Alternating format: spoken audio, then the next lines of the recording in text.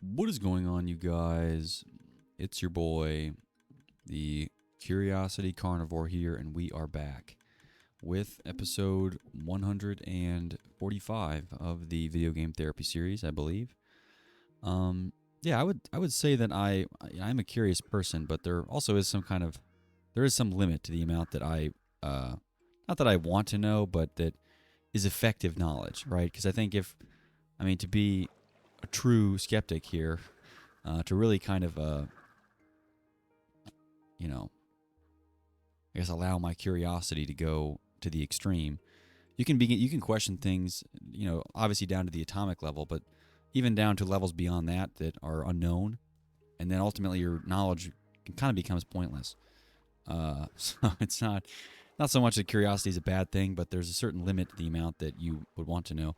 There seems to be people that have this great ratio of curiosity, like they're just the right amount of curious, where um, they can the curiosity allows them to build and develop certain things that they otherwise wouldn't have done, or reach new heights intellectually or spiritually that they uh, you know wouldn't have otherwise gone to, but then don't also get to this abyss of curiosity where you're kind of asking these unanswerable questions, and then that only leads to further thirst for more of these unanswerable things, and you ultimately arrive at this kind of perilous, sad existence where you don't think you know anything, and then there's almost this kind of there's a counterintuitive and a you know point of diminishing returns when it comes to curiosity. So I would say I'm a curious person, but there is some limit to the amount where it's what is functional knowledge versus just kind of pointless theoretical knowledge. Because this does kind of come through in my philosophy, and I do think being introspective, most people are not introspective enough.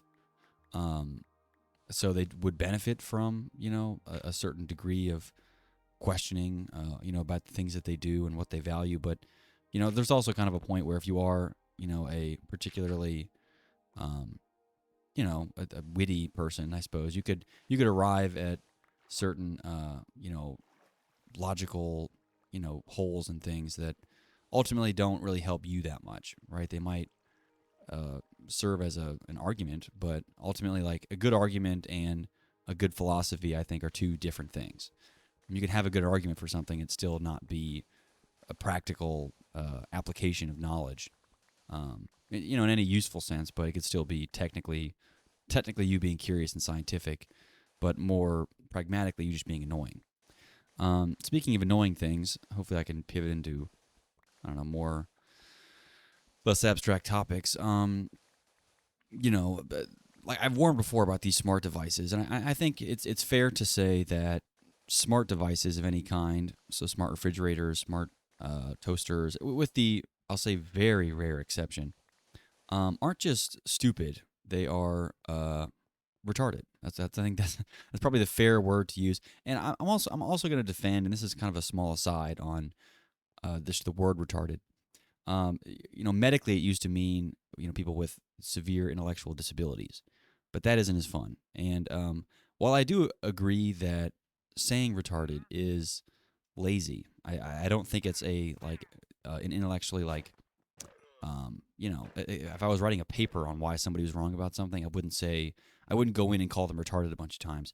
I do agree that as a word to use, it is a lazy word. I'm not saying that it isn't. That being said, I think there's very little beyond calling something stupid. There isn't a much more powerful word you can reach to. So retarded does kind of serve that purpose.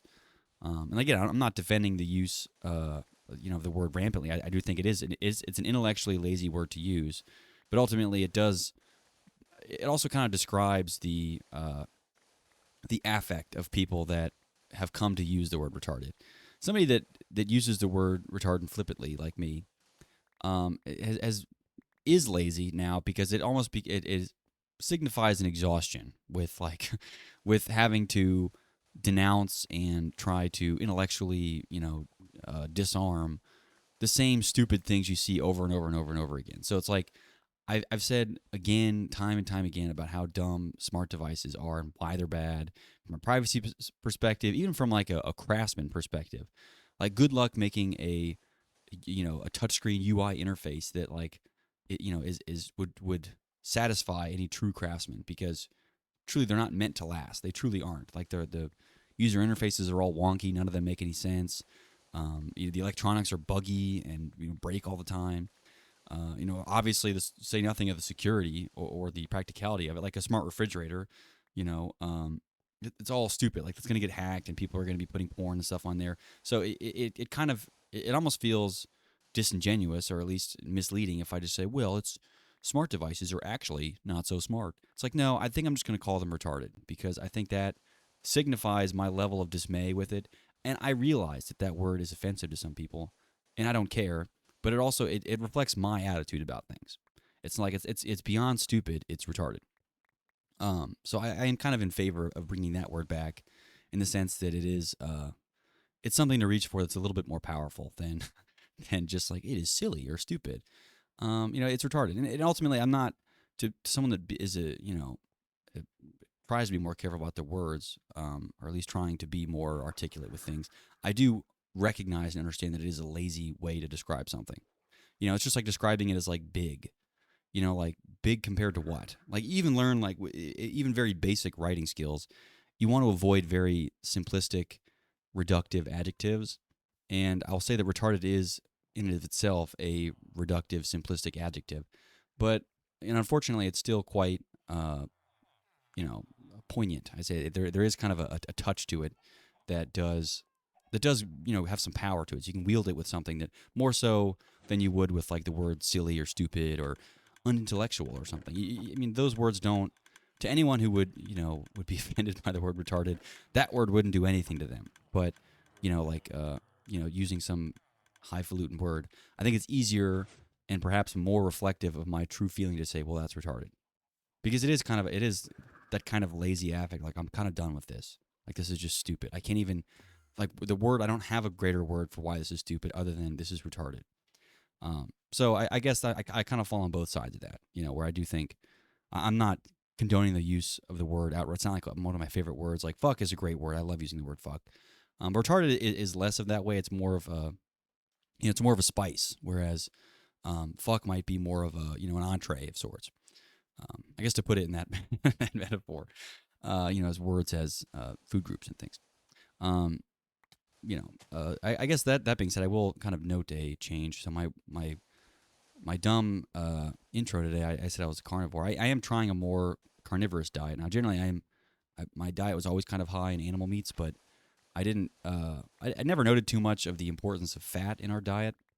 And not to say that there was this whole war on fat. So if you're not familiar with it, there's an entire, the whole low fat thing. Everything's low fat, and this low fat is like the reason that people are fat is because they, eat too much fat in their diet, which couldn't be sillier. I think if you actually look at what they eat, people don't eat high fat things. Fat people don't eat high fat meals most of the time. What they eat are high sugar, high carbohydrate meals, and by coincidence, high calorie meals. Now, calories themselves, to say one thing, are of utmost importance. I've talked about, the relevance of calories and how, I've been kind of a calorie counter for years. And I'm not saying that everyone needs to be counting calories, beyond just like a general, like if I point to a dessert sandwich, somebody should be able to tell me within the ballpark, about plus or minus 200 calories, what that is. But I think most people eat, they point at something and they go, oh, this is probably, I don't know, 50 calories? I'm like, no, that is easily 700. People kind of have a broken radar for things. And you even see this on the other side of people that are overly healthy or fit. They like, they look at one chicken wing and they're like, oh, that's like 220 calories. I'm like, no, it's not. All right, you need to have a better radar for what, calories are. Um, and I don't mean to create neuroses about food and have people, these like neurotic food eaters, but to have one argument on that, on that side of things, it is kind of quintessential to what we eat and how we, how we feel and how we do things. Like what we put in our bodies is ultimately, it has an enormous effect, if not probably, I would say it has the most important effect. Now, on that same token, I think the lack of exercise and the abundance of gluttonous activity, whether that be, gooning or jerking off, watching, whatever it is that people do. Gooning, I use as a word that describes self-indulgent activity. Now, this could include the actual act of jerking off or, edge maxing or whatever the fuck people actually do. But I would use it any kind of self-indulgent activity, as opposed to any kind of self-perpetuating or self-improving activity, um, which would be the opposite of gooning. But there's a time and place for goonage. I think it's not that we're not allowed to enjoy things, but I think it should be people's wish and desire to enjoy things that they want to enjoy. Right? It's like I would enjoy eating ice cream and watching porn because biologically there's hardwiring there to enjoy that. But do I want to enjoy that? It's like no, I would want to enjoy reading a book and drinking a cup of coffee, or writing of some kind, or perhaps just maybe doing a deep dive and tinkering around with stuff. Those are things I want to enjoy. I think people are too quick to listen to what they actually do enjoy. They go, well, I just enjoy this. I have to do something I enjoy. Otherwise I won't, what's the point of living if I don't enjoy things? It's like, I understand that logic, but on the same token, it also takes effort to enjoy the things that you want to enjoy. You're not just going to roll out of bed one day and decide like, oh my God, I just love reading all of a sudden. Exercise is so much fun. It's great. It's like, no, most of the that's going to suck for a while, right? And I'm not saying that Instagram Reels or Pornhub has ever sucked for people. I'm sure people have always enjoyed it, and that's why they still do it. But it takes effort and intention and focus to actually want to do the things that you want, right? Which again sounds very complicated, but it is really just a fancy way of saying you have to work at things. You have to improve at things with repetitions. You're not just going to immediately want and enjoy all the things that you want to enjoy. So the difference is, I'm not saying that nobody can ever engage in self-indulgent activity, but I think it takes effort and intention to have self-indulgent activity that you consider self-indulgent, but ultimately isn't a detriment to your health. People can I used to love, this is back before a lot of my modern medical problems. I used to love eating apples, and this was just something. Maybe I don't know if it was the therapeutic process of cutting up an apple, or just the crunch and the satisfactory chewing of the apple. But by and large, apples are seen as healthy things, and whether or not you agree with, oh, well, there's too much sucrose or whatever, fine. We'll just say that we'll start with a blanket term that eating apples is, we'll say quote unquote healthy. whether it is or not is, I'm not. That's not really my decision to make. But regardless, I kind of learned to enjoy that because I associated it with, good things, with kind of the end of the day, with a time to relax, with a chance to really focus, not to get weird, but to focus on, the apple, kind of give the apple my attention and say, all right, well, I'm going to eat this apple. I'm going to enjoy it. It's kind of an intentional activity of mine that I'm going to enjoy this apple. And that I think could be true for anything, including things that you might see as annoying now, like, picking up a book or going on a walk, or even just sitting out in the sun for 30 minutes without doing something, blatantly masturbatory, which again kind of defines most of our behavior now. People do a lot of masturbatory things, without even them realizing. They think it's just, oh, well, it's just what I enjoy. But I think people need to take a more separatist look at themselves, and not to view themselves as a machine, but really as what I think we are, is just this complex biological entity that has evolved over millions of years, to have certain propensities and things, some of which are great, some of which are really good. I think we have natural inclinations to do a lot of things that I would consider, by and large, to be good things.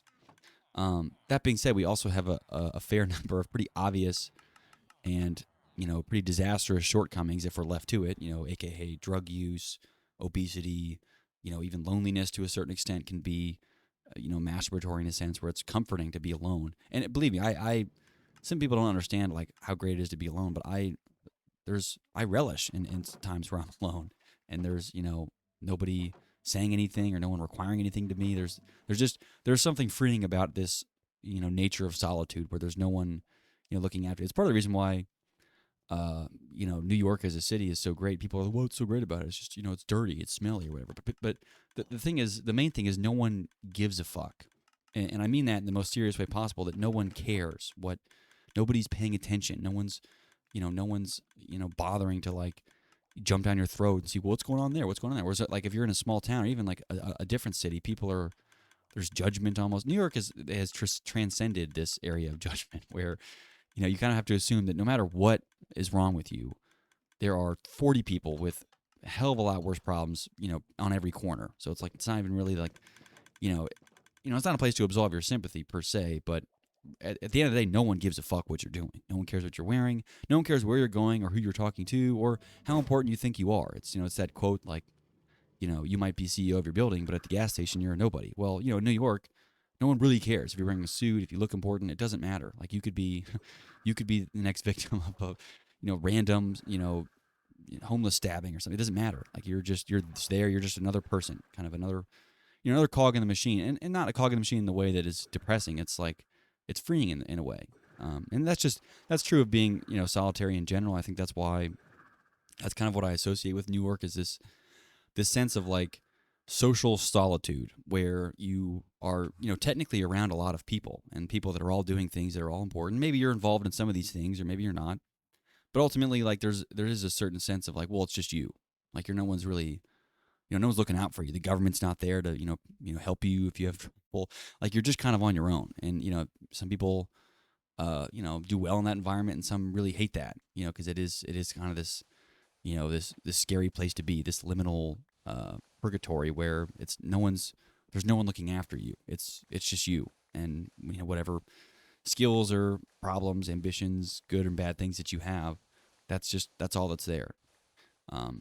But anyway, I just think it's interesting that I don't know. I forgot where I got off track with this, but I will say that there is I do see great value in solitude. But coming back to the masturbatory element of it, all of these things can be problematic in excess. And maybe I've mentioned this before, but really one way to view a good life is just a good sense of balance. And what that doesn't mean that like, oh well, you can jerk off a little bit as long as you eat some vegetables or something. That's not what I mean by that. I think in certain with regard to certain things, sometimes the balance of something is zero. Like like I said, what's the healthiest? What's like the healthy balance of the amount of porn to watch? Well, zero. That's the healthy amount. So like balance in my case with Whoppers or porn should be zero. That really is the correct balance. Is none of that and all of something else. But with other things that you certainly like can't deny, none of. It's like your sense of spirituality. You need something clearly. Like you can't have nothing. I think a life completely devoid of any kind of spiritual anything, like just a complete true atheist perception of things will lead to a lot of problems. Whether that's emotionally or just intellectually with other people, or especially just socially. People don't really like these like atheists, and maybe it's like this common Redditor trope, but like no one really wants to talk to somebody who thinks that like we have the answers to everything, and maybe not that, because I assume there's some atheists who still take a very humble approach to things, but I do think it is somewhat I'll say even intellectually self-absorbed to assume that that there is nothing, that like I'm so certain that there's nothing, right? Because of what has made you so certain that there is nothing of extraordinary existence out there? Really, what, like there's no mysteries or nothing beautiful about the life that we live? Like you've answered everything? Really, you think evolution has everything figured out? Like why do we even evolve the way that we do, right? All this to say that I think that people that are true atheists are missing a huge part of that, and they're not really. I don't really like them that much. They're not really, like I guess besides sharing my sense of skepticality about things and not taking things at face value, I think they go a little too far to reject all things. I think the important thing is to be skeptical, but then also, be skeptical yet humble about things. So it's not to say that, you have to disregard every answer as having merit, but, acknowledge merit, but then also, maybe more importantly, acknowledge nuance.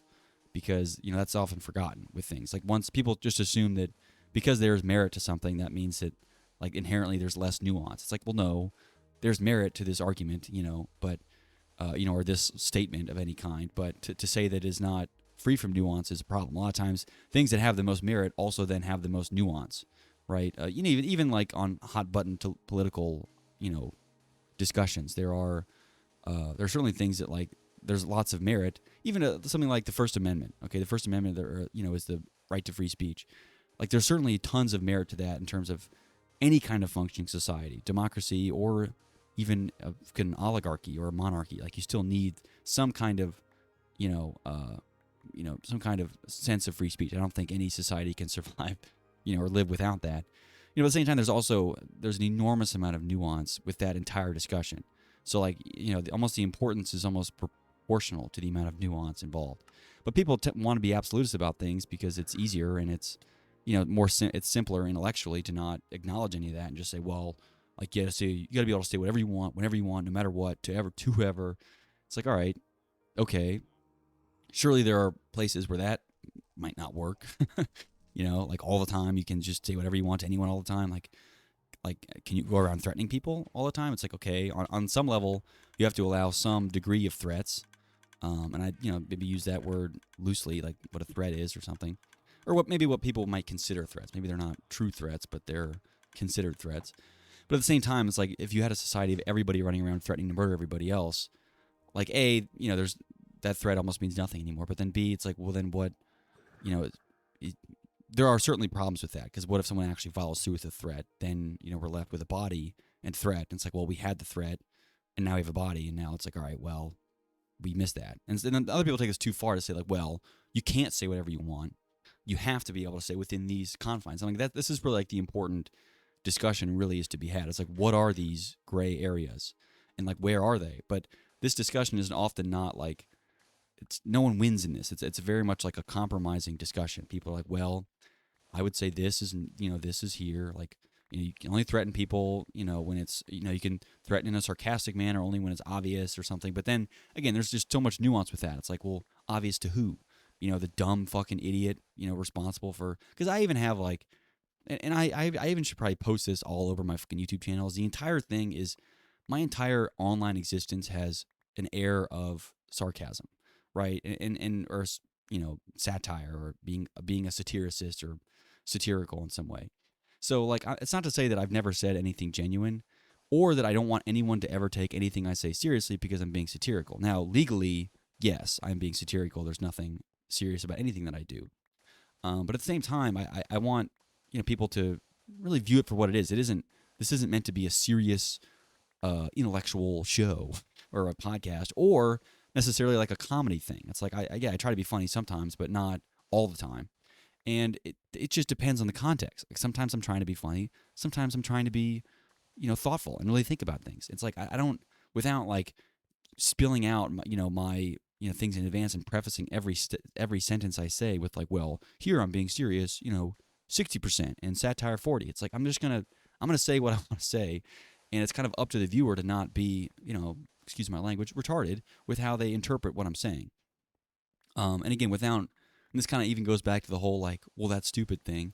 I don't really have a better word to describe like whether or not when I'm being serious or what is a serious statement and what's not. Like, even extending it to like, people threatening people with the First Amendment.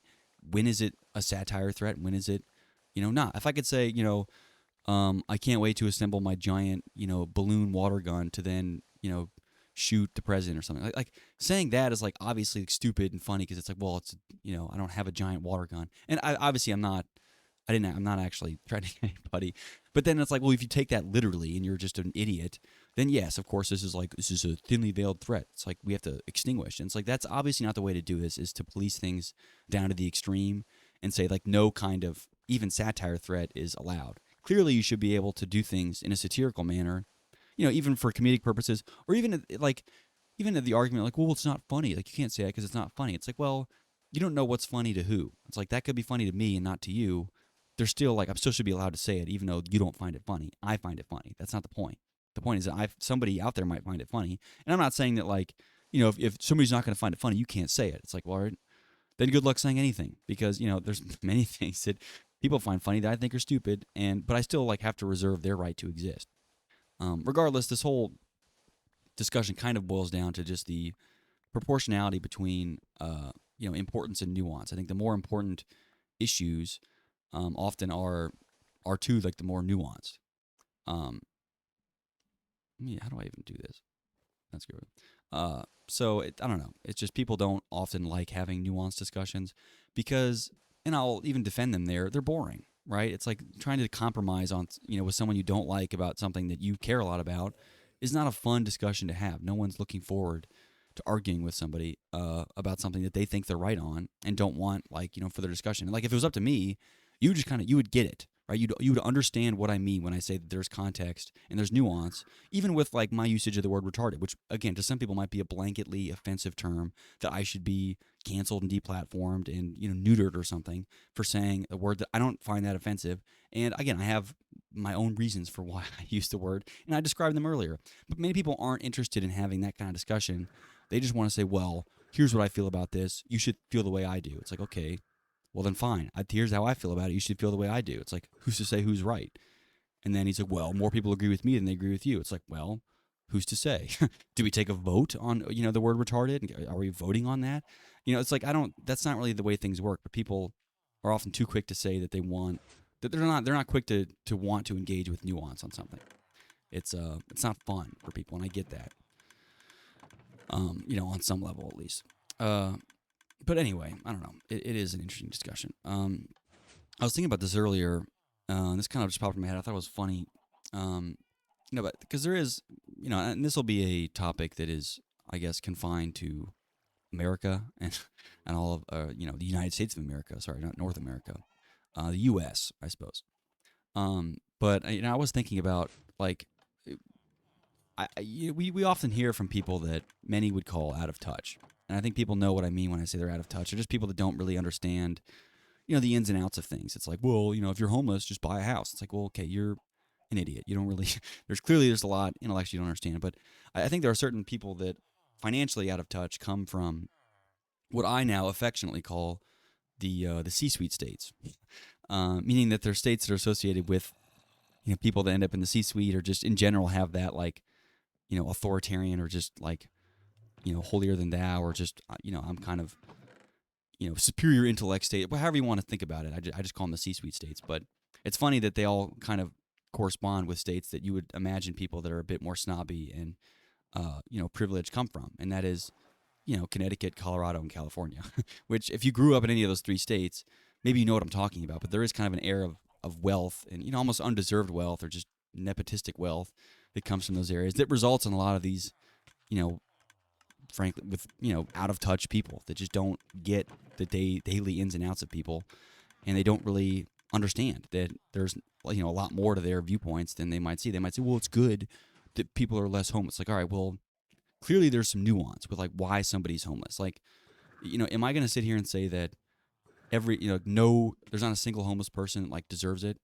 No, there are homeless people that are pieces of shit. And honestly, like if someone has to be homeless, it probably should be them because they're pieces of shit. Now, I will caveat that in saying that there maybe are many other homeless people. Maybe it's 60% of homeless people. Maybe it's 30. I don't know the exact percentage. Maybe it's 20. We'll just say it's 20.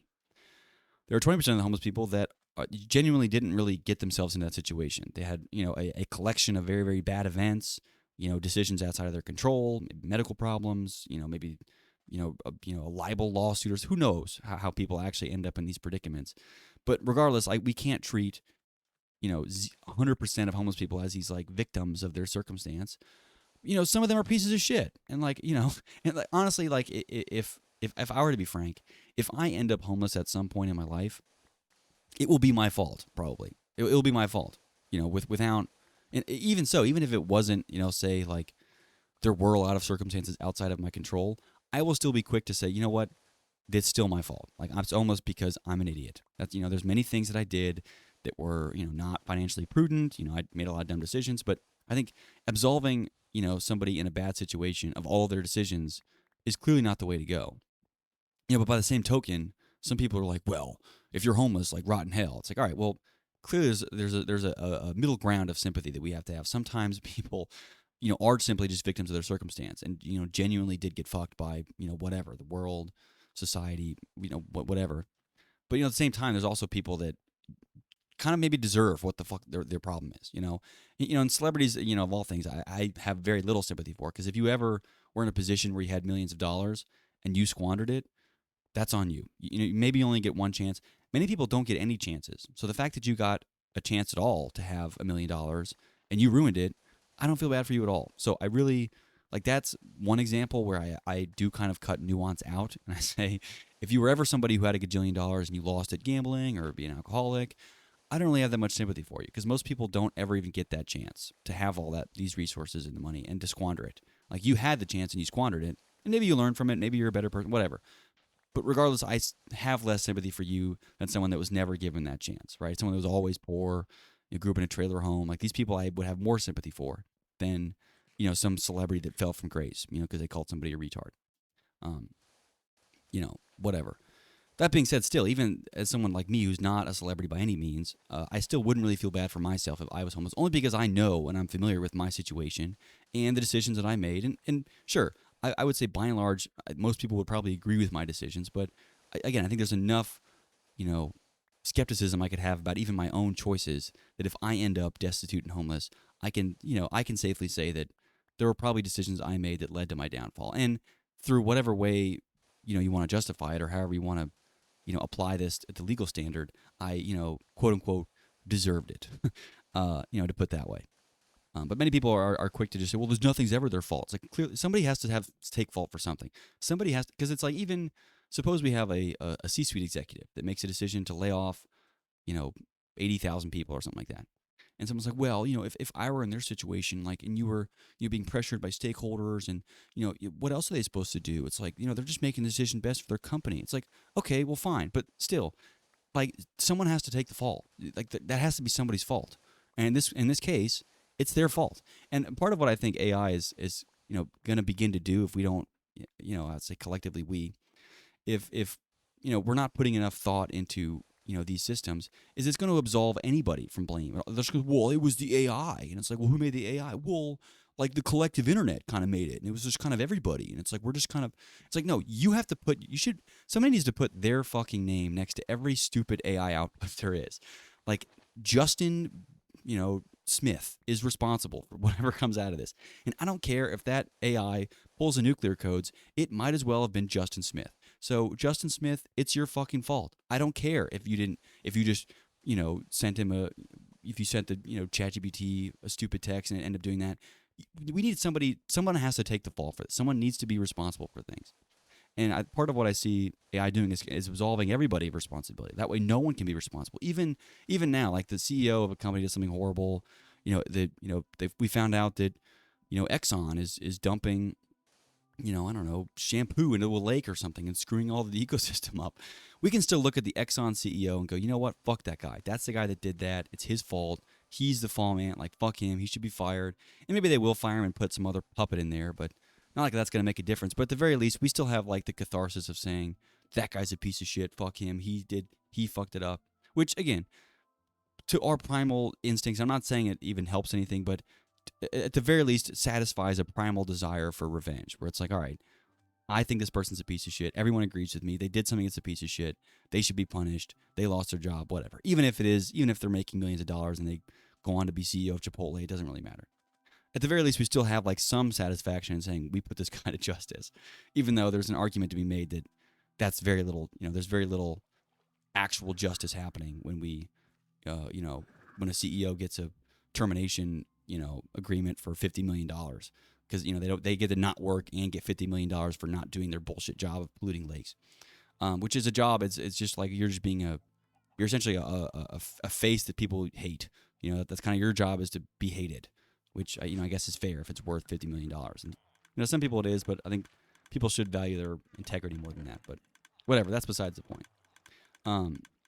Even so, but in a world where we don't even get the catharsis of that, where we don't even get to say like, oh, this person's a piece of shit. It's Justin Smith. We get to say like, oh, it's GPT 5.6 Omega. It's like, not only would that not be satisfying, but we have to say even that it's not going to be a sustainable or satisfactory way that people are going to go about their lives. Like, I don't think people by and large will accept that as the reality, that we're going to have to just point to these, like, they're already kind of nameless, faceless people. Like Justin Smith is already kind of some puppet, a bureaucrat that you may not respect or just may not even seem human. It might just be like a capitalist puppet to you. But at the very least, he still embodies a human, and I have to believe at some point had some semblance of being a human that is alive and has spirit and whatever. But an AI, I think, objectively doesn't have any of that, and yet, like, to think I'm going to get any satisfaction out of blaming, again, ChatGPT 5.3 Omega for launching a nuclear code and blowing up France, that is never going to be satisfactory to me. People aren't gonna stand for that. So I don't know. If I not that I want to be back in the business of making predictions, but I do feel like we need to buckle for uncertain times at least. Uncertain as a way of saying that there's going to be many things that will change. And I think the one thing that we should control for is the amount that we are adaptable to said change. So kind of making yourself as robust as possible in any, in both physical, mental, psychological, uh, in all of those facets. I think that's important. So physically robust, meaning just ability to, exercise and eat different environments to be able to be okay traveling and sleeping and, having that stuff kind of dialed in. Even to the point, down to, um, I'll say even being intellectually, agile, where I can kind of change into different skill sets and have different things that might accomplish different things in different contexts versus trying to spec into one thing. And I was told maybe this is 4 or 5 years ago at this point, by someone who's I respect a lot, who's brilliant, who told me that like specialization is the important thing. You got to specialize, figure out what your specialty is, and then dive in. Like be that guy, be the guy that specializes in. In my case, it's like philosophy, Minecraft. Like be nicheify, do that. And I think that advice is good in the sense if you're trying to be I guess no offense to them, but some kind of a capitalist pawn, I suppose, to put in the most blunt way possible. But I suppose get the most milk out of your work financially. I think that is good advice to really nicheify, get in there. But I think he mistook my aim as being one for you know ends of financial well-being or even self-sufficiency or just maybe even having a YouTube channel that people watch and can make money. But I purposely want to forego all of that in lieu of being authentic to myself. I'm not like if I and maybe to people that watch this, they just know me as a Minecraft YouTuber. But anyone that knows me in person knows that not that this is out of character for me. I think I'm kind of a weirdo. They know me as a weirdo, so this is like me having a Minecraft YouTube channel where I talk about philosophy and comedy and things isn't really surprising to people. But I think if you only know me as this idiot that plays Minecraft, it certainly isn't. It embodies very little of what actually makes me me, or like who I am. And not that it would surprise anybody that I do things if you actually know me, but this isn't really like all of me. Like I think there's much more to me than this, and I choose to put that on display on on my channel versus trying to nicheify. So I make videos that just are ones that I want to make for the purpose of making them, or even if I think they're important in some sense. Some of those Linux videos, it's not that I'm making because I love making videos about Linux and editing things tediously, which is boring.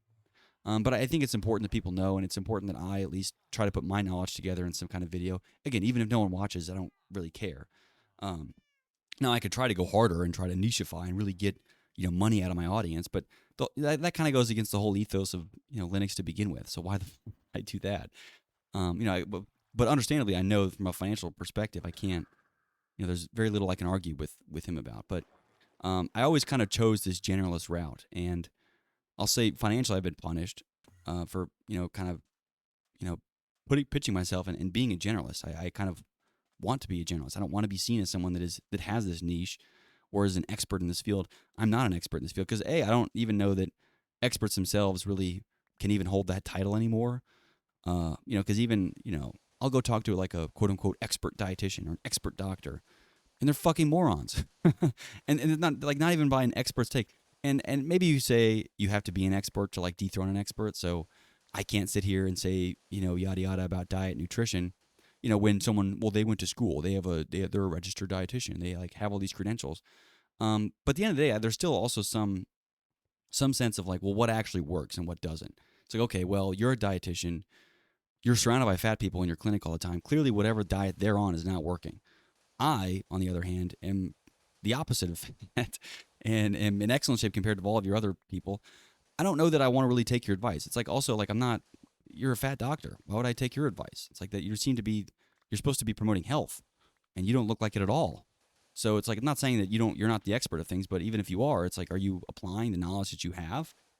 Or even so, it's like fine. Well, I have depression. That's why I'm fat. It's like okay, well, that's still your problem. you're And if you're a doctor trying to help people, it's like, you know, should I really trust somebody that has their own problems they should be dealing with versus trying to help others? But the end that all that to say, I do think that there is, not to say that there's no such thing as an expert, but experts themselves are that whole just that word itself is often is difficult for me to accept. Meaning, I don't think I don't think true experts will ever call themselves experts, or even know what expert knowledge is, because be fine. Let's say in the 5th century you were or 15th century you were an expert at alchemy. Well, alchemy is not a fucking real science. It's like fake chemistry with some physics mixed in or something. Or maybe it is, and like they were the true geniuses of their time. But even so, by modern scientific standards, alchemy is moronic. But regardless, at some point, someone was still like, "Oh, this is the expert in alchemy." It's like, well, what? This is not even a real science, but yet like they're still the expert. And if I took them on the grounds that, oh well, they're the expert. This guy said there's an expert. He's got degrees. He's got pieces of paper.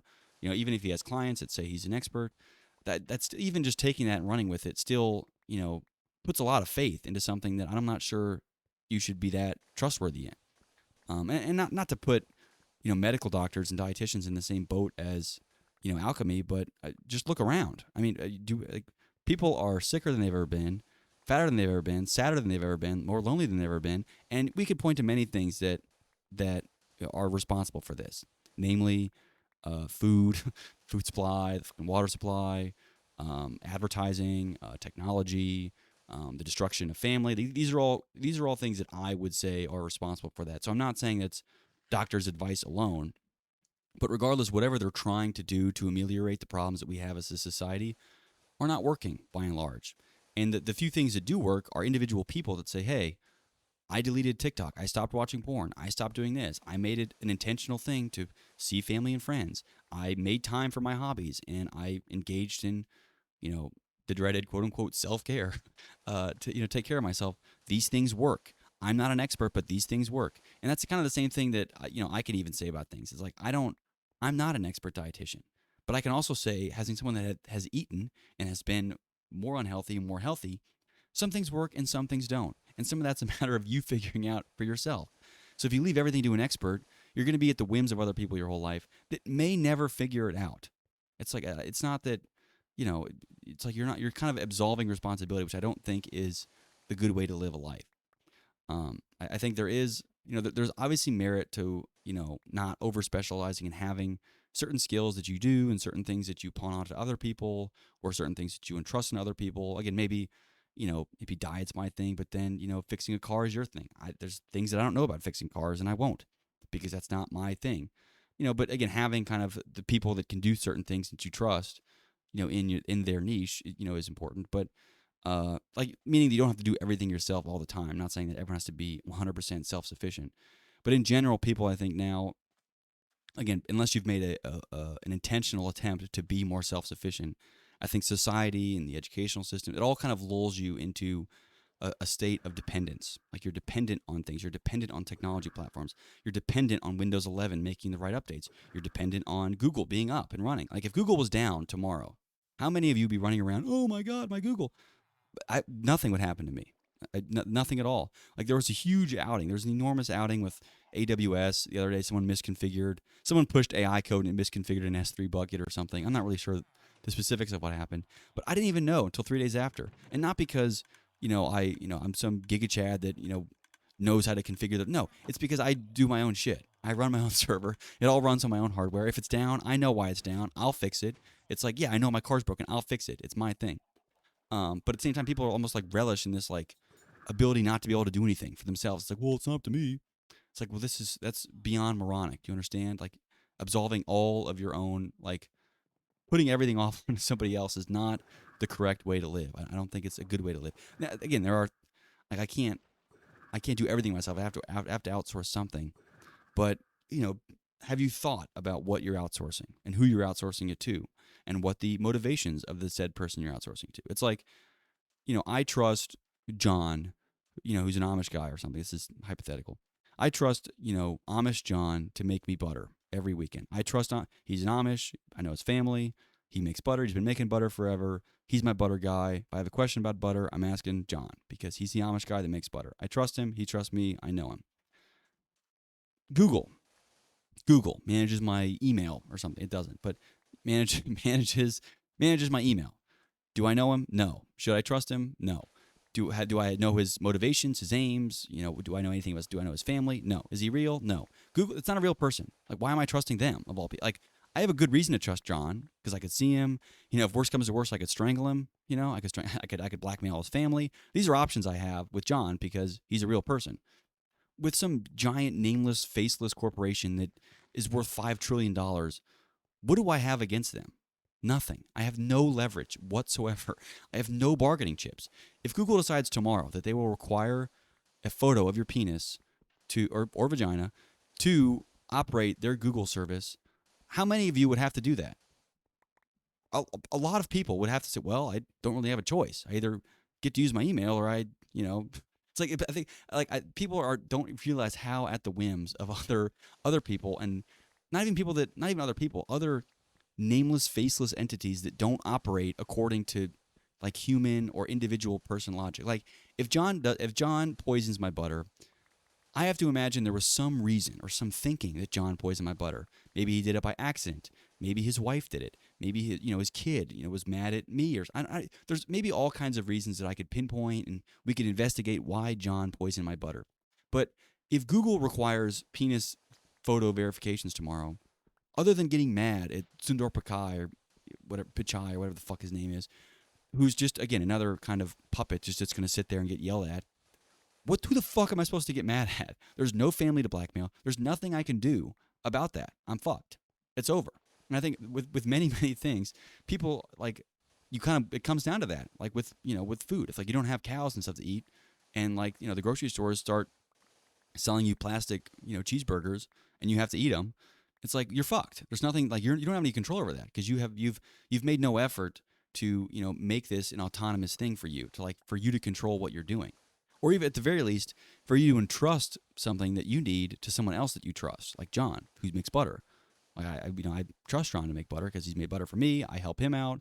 There's a symbiotic relationship. He does things for me. I do things for him. Me and John are on the same page. But like Google, I don't know what I do. I give Google some money, but like I think many people view this like transaction. Like, if I give Google money, they have to do what I say. It's like, no, they can take your money and fuck you in the ass with it. No one's making them do anything legal or right or anything. I was like, not even what they're doing is not right. It's illegal, but it's too bad. They're enormous. They're bigger than the entire judicial system. They're almost more powerful. So it's not even like, even if they are doing something that is blatantly illegal and a violation of every constitutional right that's possible, I'm not even sure they'd be held responsible. And that's kind of the extreme that we're at today. Is I genuinely, I think if they purposely made a piece of software that violated each and every single one of our unalienable rights as U.S. citizens, they would still not be able to, they would get fined $2 million in court. Literally nothing would happen. And people would still, well, gotta take a picture of my dick now, I guess. Like they wouldn't even like make genuine attempts to remove themselves from something that they see as fucked. So there's several parts of this problem. Like one is just like awareness of like, do you realize how bad like this technology surveillance like world that we're like, do you realize how bad the direction is that we're going? Like, have you seen enough dystopian films to know it could end up like this? Second, do you have some faith that it could end up not like that? Which I think many people miss out on. They see like, well, Google controls everything, and like I'll get mad about that, and they'll say, well, there's nothing we could do. It's all fucked. And it's like that's also the wrong attitude to have. That's what they would want you to think to give up. Like you have to then realize, okay, A, it's a way bigger problem than I thought. B, it's reversible. Like we can still fix these problems, but we're not destined. We're not doomed to failure, because we couldn't get Sundar fired or whatever the fuck. Like there's still things that we can do about it. And then the last part is like, what do I do? Like what is an actual use of my time? And these are where I have the most sympathy for people that screw up, where they think they're trying to do something good. Like, oh, I went with this other company that said that like, oh, we're privacy focused. It's like, all right, well, the problem is you're entrusting the company that you don't know who they are. You have no ability to trust them. There's no mathematical reason why you shouldn't, like, you could not trust them and get away with it. Like this is just another people that could be Google later on. It's like, well, I use Proton Mail instead. And there are, again, genuine projects, and I even would use Proton as an example as a better project. People that are doing, I would say better things. But regardless, the problem is you're trusting somebody else with something that you need to be doing, right? It's not like you're absolving responsibility onto someone else that has the potential and every financial motive to fuck you in the ass. So they're going to. So like, don't be surprised when they do. Like the issue isn't that like it's Google itself or Apple itself or Microsoft. Like they simply represent the wrong direction. So if you're doing something and you find yourself with the footsteps of Google or Microsoft or Apple, you're going the wrong direction. Or if you find some other company that claims to be, well, you hired security professionals and we're not going to sell your data. Trust us. It's like that's not a guarantee. Again, first show me the legal license that you're having. Like show me the GPL3, show me the AGPL. Fine. Okay, that's step one. If you can't show me that with your software, forget about it. I'm not doing it. Second, then you can also then you can look at the managerial team. It's like, but even so, like the legal standard of having a AGPL or GPL v3 immediately brings so much trust to my eyes. That's almost my litmus test. Now I could still get fucked. Somebody could still screw me. You could still have a company that bends me over, despite using free and open source software. And those companies will be more numerous as time goes on. But at the very least, like I'm not even going to start with a company that has their own proprietary license. Like, why would you even bother? Like they're guaranteed to be spyware and going to fuck you at some point. Like unless you know the owners themselves or you're the person that runs it and you wouldn't screw yourself over, you have no reason to trust them, on any level. Anyway, I don't know. I don't even know where I started or where I ended, but that's my video game therapy today. All right. See you. Peace out.